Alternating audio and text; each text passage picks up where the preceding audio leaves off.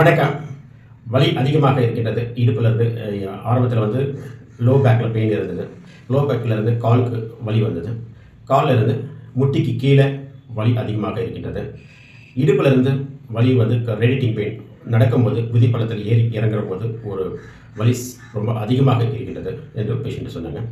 So அதை base பண்ணி MRI scan எடுத்து பார்த்ததில்ல அண்ட் பல்ஸ் டயக்னோசிஸ் பண்ணி பார்த்ததில்ல அவங்களுக்கு disc bulge and sciatic complaints இருந்தது.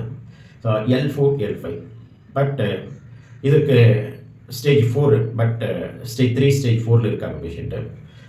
Urine uncontrollable. ஸோ சம்டைம்ஸில் கால் மறுத்துருது.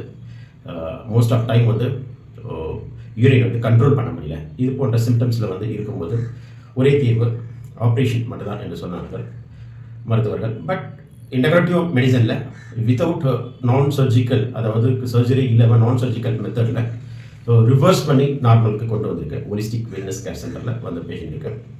பட் சிம்டம்ஸ் வந்து கிராஜுவலாக குறைய ஆரம்பிச்சது. ஸோ டே 1 to day 5 அந்த வலியினுடைய பர்சன்டேஜ் வந்து இனிஷியலாக குறைஞ்சது. நெக்ஸ்ட்டு கிராஜுவலாக அந்த யூரின் கண்ட்ரோல் இல்லாமல் இருக்கக்கூடியது வந்து குறைய ஆரம்பிச்சது. ஸோ மோர் தென் 3 months கம்ப்ளீட்டாக ரிவர்ஸ் பண்ணி நார்மலுக்கு கொண்டு வந்திருக்கேன்.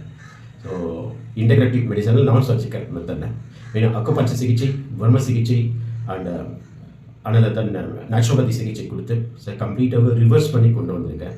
ஆகவே ஸோ ஸ்டேஜ் 3 ஸ்டேஜ் 4 இருந்தாலும் டிபெண்ட்ஸ் அப்பான் தி பேஷண்ட்டுடைய எனர்ஜி லெவலை பேஸ் பண்ணி சிகிச்சை கொடுக்கும்போது ஸோ நான் சர்ஜிக்கல் மெத்தடில் இது போன்ற கண்டிஷனை வந்து ரிவர்ஸ் பண்ணி நார்மலுக்கு கொண்டு வர முடியும். இது போன்று மீண்டும் ஒரு நல்ல தலைப்புடன் பார்ப்போம். நன்றி, வணக்கம்.